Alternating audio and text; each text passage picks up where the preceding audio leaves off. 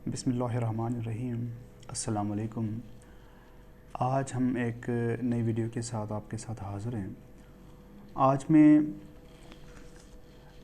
हम अपनी वीडियो में ये बताएं कि what is CSS and what is the age limit of CSS, what education is required for CSS aspirant, what kind of papers and how many papers are there, how many compulsory and how many optionals, and how to apply, and what is the cutoff date, and हमें hard copy send करनी चाहिए नहीं चाहिए। ये there are lot of questions aspirants ने हमें inbox किया था कि सर हमें इस चीज़ के बारे में थोड़ी डिटेल में बताएं।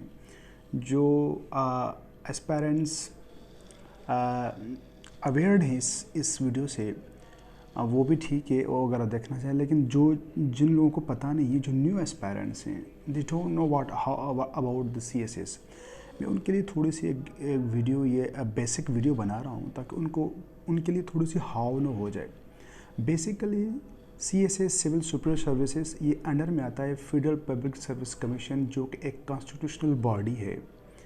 वो फेडरल गवर्नमेंट के अंडर में आता है, एस्टेब्लिशमेंट डिवीजन के अंडर। वो CSS का एग्ज़ाम कंडक्ट करवाते हैं।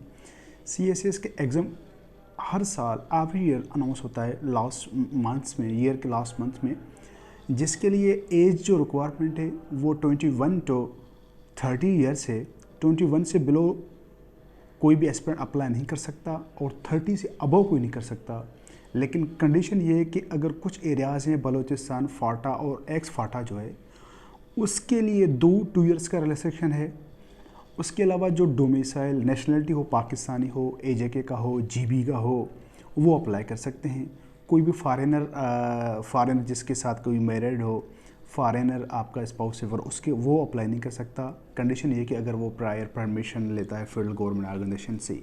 3 अटेम्प्ट आपके होते हैं, 12 सब्जेक्ट्स होते हैं आपके।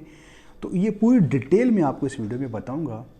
इससे पहले हम वीडियो पे आगे चलें, अगर आपने हमारे इस चैनल को सब्सक्राइब नहीं किया तो हमारे चैनल को ज़रूर सब्सक्राइब कीजिएगा। आइए चलते हैं हम वीडियो के ऊपर। तो हम आइए चलते हैं यहाँ पर जब अप्लाई करेंगे, गूगल पे आएंगे आप, वहाँ पर FPSC लिखेंगे। FPSC के बाद ये आपके पास अगर ये पेज खुल के आएगा, तो आपने FPSC के यहाँ पर अगेन क्लिक करना है। तो FPSC के मेन पेज पे आ जाएंगे। ये पेज खुल रहा है अभी, यहाँ पर FPSC का मेन पेज खुल गया यहाँ पर। और यहाँ पर हम आप आएंगे ऊपर ना, ये इसके जो मेन जो है ऊपर होम में, उसके अलावा उसका ना ये जनरल रिक्रूटमेंट है।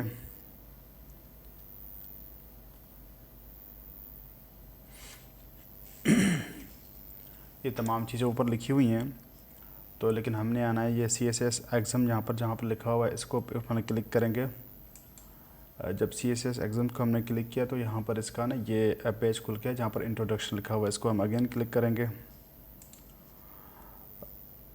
अब ये पेज खुल रहा है, ये खुल गया पेज हमारा। यहाँ पर देखें एज लिमिट है, उसके बाद यहाँ पर कट ऑफ डेट है, ये एजुकेशनल क्वालिफ़िकेशन है, ये तमाम चीज़ें यहाँ पर डोमिसाइल्ड है, ये each and everything is mention here. देखिए यहाँ पर अभी एज लिमिट, जहाँ पर हम एज लिमिट की बात करें, जब CSS के लिए जो भी बंदा जब अप्लाई करेगा, उसकी जो एज लिमिट होगा वो is neither below the age of 21 year, यानी 21 ईयर के मतलब उससे कम ना हो, 21 ईयर का हो। और उसके साथ साथ मैक्सिमम जो एज है वो 30 हो। और उसके साथ 2 ईयर्स जो है ना, स्पेशल जो एरियाज़ हैं, ये यहाँ पर लिखा हुआ है tribal areas, farmer of FATA areas, farmer tribal areas of Mardan and Hazara division and upper Tanawal of area of Hazara division, उनके लिए 2 ईयर्स का रिलैक्सेशन है। और उसके साथ साथ जो गवर्नमेंट मुलाजमे हैं, गवर्नमेंट एम्प्लॉइज़ जिन्होंने 2 ईयर्स कंटिन्यूस सर्विस किया, उसके लिए भी 2 ईयर्स रिलैक्सेशन है उनके लिए भी। तो उसके अलावा ये हमारा देखें, ये इसका कट ऑफ डेट जो होता है, जो कट ऑफ डेट होता है कि जिस दिन अगर कोई एडवर्टाइजमेंट अनाउंस हो जाती है, उस अनाउंसमेंट जिस दिन अनाउंसमेंट है, तो वो last date of submission of documents होता है, वो लास्ट डेट कहलाती है, कट ऑफ डेट कहलाता है।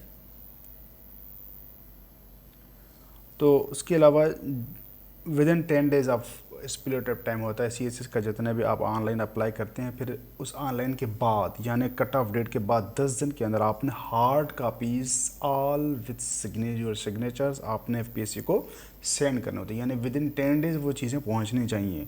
होता यह है कि लोग अप्लाई कर लेते हैं ऑनलाइन लेकिन हार्ड कापीज़ भेजते नहीं है, लेकिन फिर उनका यानी 1 साल ज़ाया हो जाता है, फिर रिप्रेजेंटेशन होता है, बहुत सारी चीज़ें इश्यूज़ आ जाते हैं कि तो ये आपको क्लियर होना चाहिए जब आप अप्लाई करेंगे ऑनलाइन, उसके बाद hard copies with in 10 days आपको FPSC को सेंड करनी होती हैं। उसके बाद यहाँ पर आ जाएं आप एजुकेशन क्वालिफ़िकेशन के बारे में। देखें एजुकेशन क्वालिफ़िकेशन के लिए ये चीज़ होती है कि भाई आपके पास मिनिमम बैचलर्स डिग्री हो और वो ग्रेड C हो या सेकंड डिवीजन का हो तो वो बंदा अप्लाई कर सकता है। मिनिमम आपके पास एजुकेशन क्वालिफ़िकेशन क्या हो, सेकंड क्लास या ग्रेड C बैचलर्स डिग्री हो। अगर उसके पास जो डिग्री है, अगर उसके पास बैचलर्स डिग्री है वो ग्रेड C का नहीं, वो उसमें है ग्रेड D है और थर्ड डिवीजन में आता है, तो उसके लिए ये कंडीशन है कि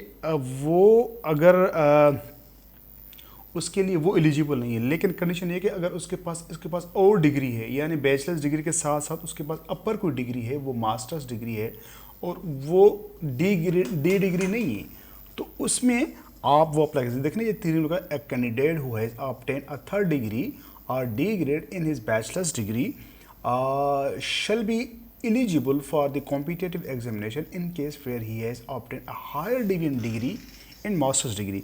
लेकिन अगर उसके पास थर्ड डिवीजन है उसमें बैचलर्स में, लेकिन अगर मास्टर्स में उसने फर्स्ट लिया या सेकंड लिया, then he is eligible on the base of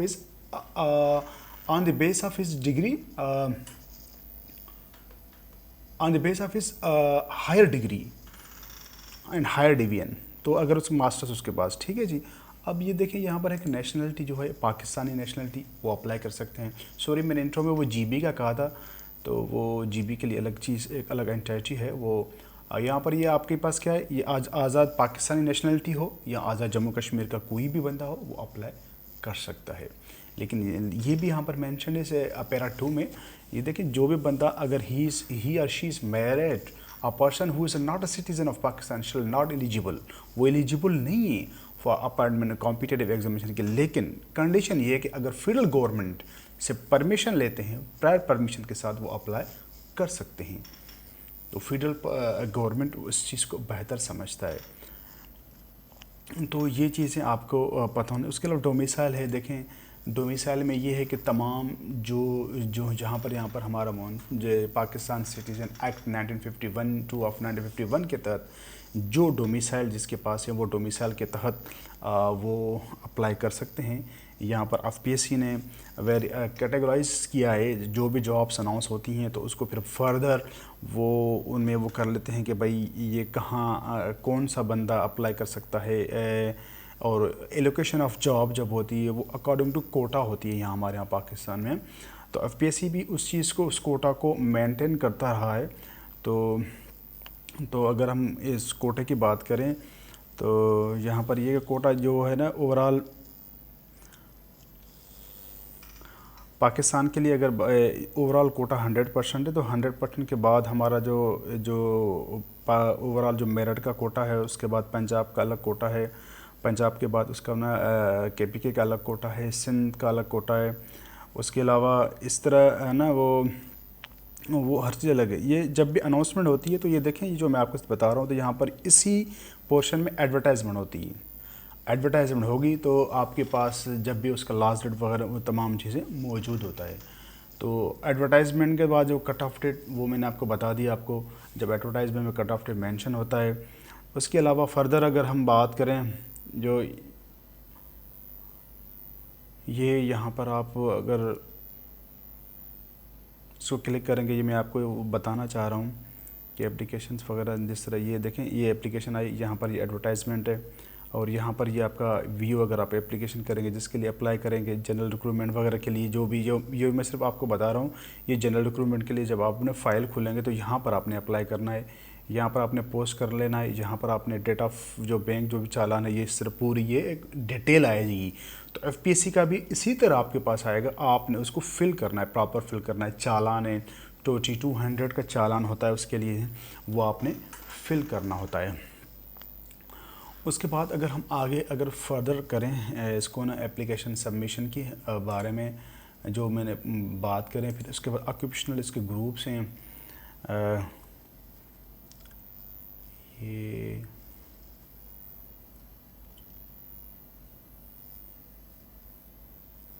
application submission ये होगा। देखें आप ऑनलाइन आपने अप्लाई करना होता है। ऑनलाइन अप्लाई के बाद जो मैंने आपको डिटेल पहले बता चुका हूँ, तो उसके बाद प्रिंटेड कापी आपने उसको आप साइन करना है। वो प्रिंटेड कापी आपने सेंड करनी होती है एफपीएससी को विदिन 10 डेज़, जो भी कट ऑफ डेट होगा। तो अगर किसी भी कैंडिडेट ने अगर हार्ड कापी सेंड नहीं किया और उसने ऑनलाइन अप्लाई किया और उसमें ट्रेजरी स्लिप जो है 2200 का वो ओरिजिनल नहीं लगाया, या कोई भी इनसफिशिएंट डॉक्यूमेंट उन्होंने जो चीज़ें भेजी वो उसके पास पावर है वो उसको कर सकते हैं। यहाँ पर ये देखें मैंने ये जो ना ऑप्शनल ग्रुप्स हैं, ये 12 ग्रुप्स हैं, ये तमाम चीज़ें ये वो मौजूद हैं। अगर कोई भी बंदा जब क्वालिफाई करता है तो इन 12 ग्रुप्स में वो आ जाता है। यहाँ पर ये देखें ये कर्सर ये पूरे यहाँ पर 1 to commerce and trade group से लेकर यहाँ पर railway and commercial and transportation group तक, ये 12 ये ग्रुप्स हैं। इन तमाम ग्रुप्स में कोई भी बंदा होता है अकॉर्डिंग टू रिटन और अकॉर्डिंग टू देयर मेरिट वो उस पर सेलेक्ट होते हैं। यानी ये 12 ग्रुप्स में, यानी ये ज़रूर नहीं कि कोई भी बंदा के उसको मुझे पीएसपी मिल जाए, मुझे पाकिस्तान एडमिनिस्ट्रेटिव मिल जाए, हर बंदा चॉइस करता है, लेकिन उसको अकॉर्डिंग टू देयर मेरिट वो चीज़ें मिलती हैं। आइए जहाँ पर अगर बात करें क्वालिफाइंग मार्क्स की, तो यहाँ पर ये होता है कि हर बंदे ने 40% मार्क्स उसने लेने होते हैं कंपलसरी सब्जेक्ट्स में, और 33% मार्क्स लेने होते हैं उसने ऑप्शनल सब्जेक्ट्स में, एंड 50% मार्क्स उसका एग्रीगेट होना चाहिए ओवरऑल तमाम इम्तिहान में। अगर 1200 का पूरा नंबर होते हैं, 1200 में से उनको 600 पास मार्क्स लेने होते हैं, लेकिन 600 मार्क्स, लेकिन उससे पहले ये कंडीशन है कि उसको पास करना होता है। उसके अलावा जिस तरह ये मैंने आपको बताया था पहले, ये ऑप्शनल सब्जेक्ट्स यहाँ पर ये हैं, देखें ये आपका ये 6 ऑप्शनल सब्जेक्ट्स हैं। इंग्लिश है, उसके अलावा आपके पास ना ये इंग्लिश कंपोजिशन है, जीके के 3 सब्जेक्ट्स हैं, पाकिस्तान जनरल एबिलिटी है, उसके अलावा आपका ये करंट अफेयर्स है, उसके अलावा पाकिस्तान अफेयर्स है। ये आपके 6 ऑप्शनल सब्जेक्ट्स हैं, और उसके अलावा ऑप्शनल सब्जेक्ट्स में 100 का मार्क्स होता है, उसमें आपने 40% एटलीस्ट लेना होता है, यानी टोटल 600 का मार्क्स होता है। और MCQs are attempted on computerized, उससे पहले लेकिन हर पेपर का तो 20% जो होता है वो कंप्यूटराइज एमसीक्यूज़ पे मेंशन होता है। जब भी आप पेपर देते हैं तो उसमें से 20 नंबर का एमसीक्यूज़ का अलग पेपर लेते हैं आपसे, फिर डिस्क्रिप्टिव का आपको पेपर देते हैं वो 80 मार्क्स का होता है। तो इसमें ओवरऑल जो मैंने आपको पहले बताया कि 40% आप मार्क्स आपने कंपलसरी सब्जेक्ट्स में लेने होते हैं, और उसके अलावा 33% एटलीस्ट ऑप्शन सब्जेक्ट्स में लेने होते हैं, और ओवरऑल आपने 50% एग्रीगेट लेना होता है। तो इसी तरह आप मतलब यानी ये अगर कोई भी बंदा अगर एग्रीगेट 50% ले लेता है, लेकिन वो किसी पेपर में अगर कंपलसरी में 40% नहीं लेता तो वो भी फेल होता है। अगर 33% वो किसी ऑप्शनल में लेता है वो भी फेल होता है। लेकिन ओवरऑल आपने 50% लेना है, और उसके अलावा आपने एवरेज सब्जेक्ट्स में आपने पासिंग मार्क्स पे लेने होते हैं। उसके बाद अगर हम ऑप्शनल सब्जेक्ट्स पे चलें, ऑप्शनल सब्जेक्ट्स इसके जो होते हैं कंपलसरी के साथ, ये देखें ना जो ये मार्क्स होते हैं ऑप्शनल के, वो भी 600 आपने सब्जेक्ट चूज़ करने होते हैं। उस पर वहाँ पर देखें ये ग्रुप्स ये मैं अगर आगे चलूँ तो ये आपके वो हैं ऑप्शनल नहीं, ये एक मिनट,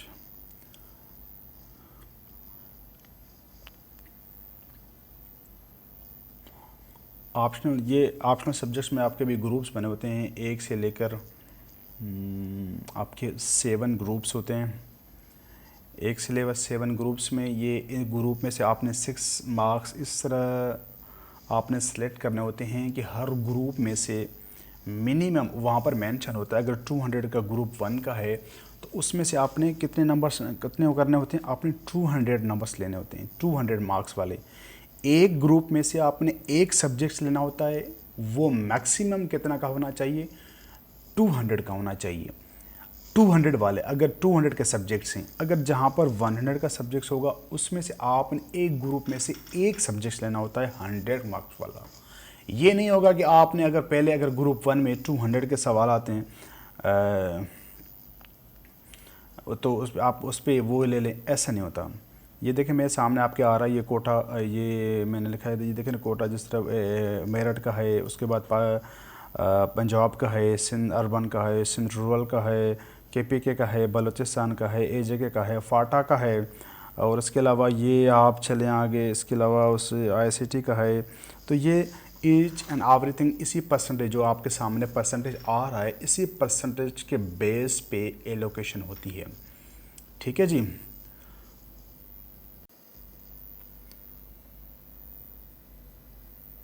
यहाँ पर ये सब्जेक्ट से, ये मैं अगेन आ गया हूँ इसके ऊपर। ये हमारे अब सब्जेक्ट्स हैं कंपलसरी के, इसमें 6 सब्जेक्ट्स होते हैं। ये आपका कंपोजिशन है, ये आपका जनरल नॉलेज है, और ये आपका एबिलिटी है, साइंस एबिलिटी सब्जेक्ट है।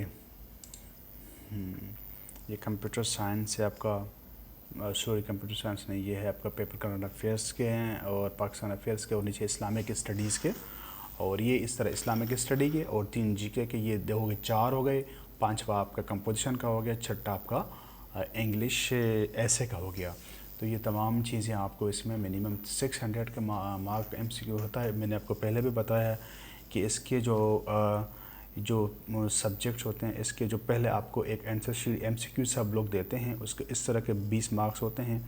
उसके बाद जो 80% जो है ना वो सब्जेक्टिव का होता है। तो वो पहले आपसे इसके मिनिमम 30 मिनट्स टाइम होता है कि 30 मिनट्स में आपने 20 सवाल कर लें। उसके बाद वो आपसे वापस लिए जाता है। उसके बाद आपको एक डिस्क्रिप्टिव का एक पेपर दिया जाता है, 80 मार्क्स का होता है। वो आपने फिल क्वेश्चन करने होते हैं according to instruction which are mention on the question paper. Optional की बात मैंने आपको पहले बताया, ये चीज़ें ऑप्शनल के बाद ग्रुप्स बने होते हैं। ग्रुप 1 है, ग्रुप 2 है, ग्रुप 3 है, ग्रुप 4 है, ग्रुप 5, ग्रुप 6, ग्रुप 7 तक ये ग्रुप्स बने हुए हैं। तो अगर ये ग्रुप 1 में देखें, ग्रुप 1 में 200 के सारे सब्जेक्ट्स हैं, तो उसमें से वहाँ पर ऊपर लिखा हुआ है 1 सब्जेक्ट कैरिंग 200 मार्क्स। यानी ग्रुप 1 में से आपने एक सब्जेक्ट लेना होता है जिसके 200 नंबर होंगे। ग्रुप 2 में से फिर अगर क्या कह रहा है कि उसमें से मिक्स हैं, 200 वाले भी हैं, 100 वाले हैं। अगर ग्रुप 100 में 200 वाले भी हैं, 100 वाले भी हैं, आपने करना क्या है, इसी तरह जिस तरह मैंने ये ऊपर जो ग्रुप 1 में बताया था, इसीलिए नीचे यहाँ पर भी आपने या तो 200 का एक सब्जेक्ट लेना है, या तो आपने 100 के 2 लेने हैं। तो 200 वाले ऊपर हो गए और 200 हो गए, 400 हो गए आपके। अगर आपने ले लिया यहाँ पर, ये कंपलसरी नहीं है, लेकिन आपने अगर आप दोनों उसी में से ले लेते, आप इसी में भी लेना चाहते हैं तो उसी में से 100 के 2 ले लें, या 200 का एक ले लें, तो आपके 400 हो गए। बाकी मिनिमम आपने किसी भी ग्रुप में से एक एक सब्जेक्ट यहाँ पर नीचे से ले लें। या अगर आप 200 का नहीं लेना चाहते, नो इशू, आप नीचे आ जाएं। आपने अगर ग्रुप 2 में से लेना है तो आपने 200 का लेना है, ग्रुप 1 में से लेना है आपने 200 का लेना है, ग्रुप 3 to 7 लेना है आपने, तो आप किसी भी ग्रुप में से 100 का आप कोई सब्जेक्ट ले लें। लेकिन इस तरह करना है कि ग्रुप 1 to 7 से लेकर आपने 600 मार्क्स का एक सब्जेक्ट्स पूरा करना है, ताकि 600 मार्क्स के आपके सब्जेक्ट्स पूरे हों, ताकि आपके ऑप्शनल का जो कोटा है वो पूरा हो जाए। लेकिन आपने फॉलो उसी को करना है जहाँ पर हर ग्रुप में लिखा हुआ है। ग्रुप 1 और 2 में आपने अगर आपने कोई भी सब्जेक्ट, ये नहीं कि आपने ग्रुप 2 में कह रहे हैं आप मैंने एक सब्जेक्ट सिलेक्ट कर लूँ, 100 का कर लूँ और ना बाकी मैं नीचे से, ऐसा नहीं। अगर ग्रुप 2 में आएंगे तो 200 का होगा, ग्रुप 1 में आएंगे आपने 200 करने होंगे। रेस्ट ऑफ ग्रुप्स में आपने क्या करना है, रेस्ट ऑफ ग्रुप में आपने किसी भी ग्रुप में से 100 का एक सब्जेक्ट चूज़ करना होता है। तो लेकिन ये भी नहीं कि आपने ग्रुप में 100 का चूज़ करें, ऐसा भी नहीं है। ठीक है जी, ओके, ये हम आगे भी चलते हैं, ये आपको समझ में आ गया होगा।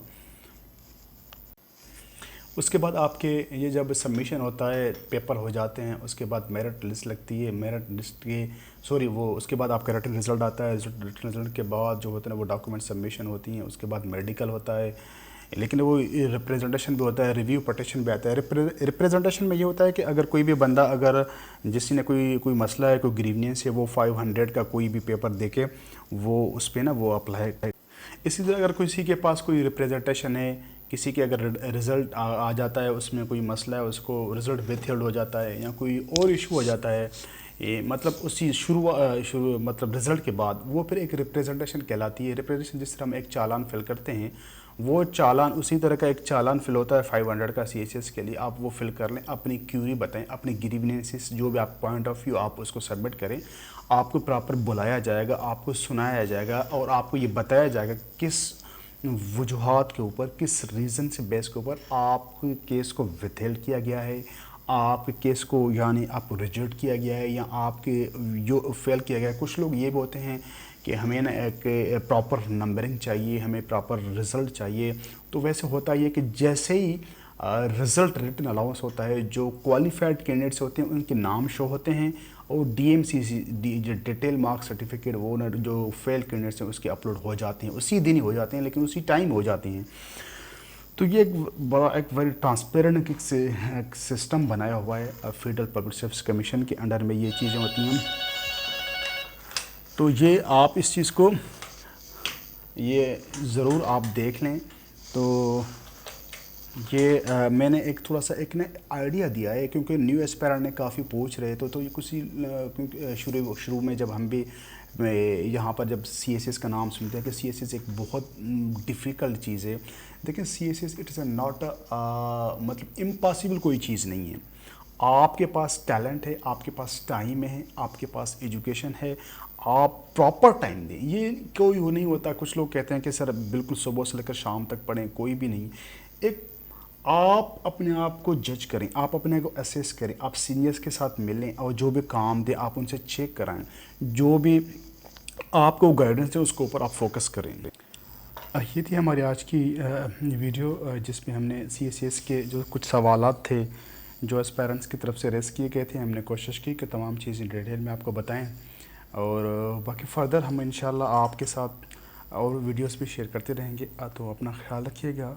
Stay safe, stay blessed. अस्सलाम वालेकुम।